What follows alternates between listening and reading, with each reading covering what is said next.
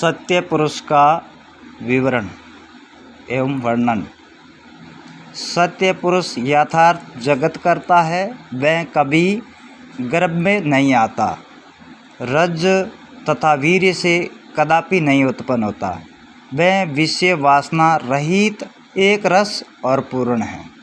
सब संसार इसी से प्रकट होता है, इसी के आश्रय स्थित रहता है। वही यथार्थ सबका कर्ता धर्ता है। उसका किसी से राग और द्वेष नहीं है। वह पूर्ण और निर्विकार है। अनागत वक्त कबीर साहिब हैं और इसे सत्य पुरुष के प्रतिनिधि में सब गुण वही हैं जो समय सत्य पुरुष में हैं। यह और वह एक ही है।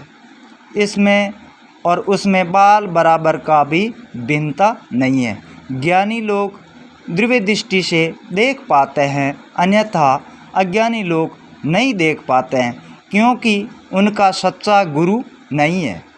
वह स्त्री के रज तथा पुरुषों के वीर्य से कदापि उत्पन्न नहीं होते।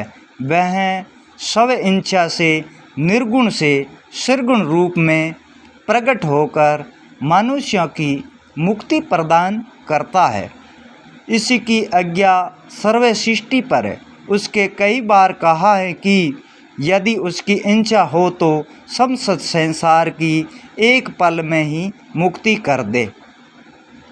और उसने समस्त स्वयं वेदा में कहा है कि मैं ही समय सत्य पुरुष हूँ, यहाँ और वहाँ मैं ही हूँ, दूसरा कोई नहीं है। मैं ही समय सत्य पुरुष और मैं ही समय अपना प्रतिनिधि आप ही हूँ। सांसारिक जीवों के उद्धार के निमित्त में दो नामा से प्रख्यात होता हूँ। मैं समय निज आत्मा स्वरूप में स्थित हूँ तथा अन्य सब अनात्मा हैं। दोहा। पानी ते पैदा नहीं, सांस नहीं शरीर, अन्न का आहार नहीं, ता का नाम ले कबीर।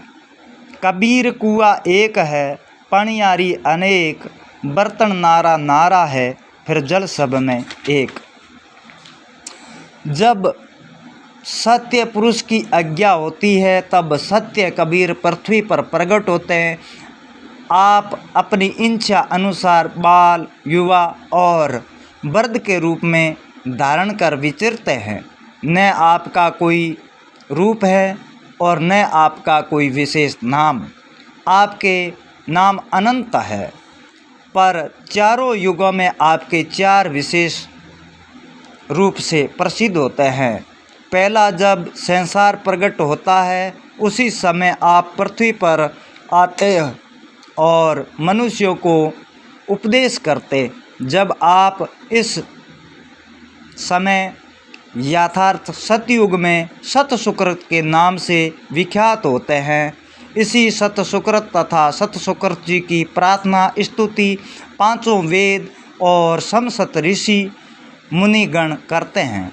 इसी की दया से परम पद को प्राप्त होते हैं। जब दूसरा त्रेता युग आरंभ होता है तब आप मुनिदर के नाम से प्रसिद्ध होते हैं और द्वापर में आप करुणा में ऋषि कहलाते हैं। और जब द्वापर बीत जाता है, कलयुग आरंभ होता है, तब आप सत्य कबीर व कबीर के नाम से प्रसिद्ध होते हैं। अब पुण्य आत्माओं को ये करना चाहिए कि वो किसी सच्चे सतगुरु के शरण में जाएं और उनसे सतनाम व सार नाम का उपदेश लेवे। जो सतगुरु सतनाम व उपदेश देवे उसकी भक्ति और सिमरण करे। सच्चे गुरु के बिना और निज परमात्मा के नाम बिना भक्ति झूठी है। गुरु को मानस जानते ते नर कहिए अंध, 84 भर में भटका खावे, आगे जमों का फंद। सत साहिब।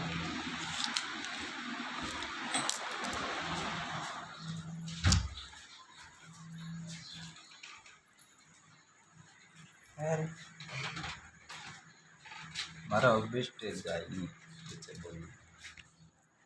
ओके।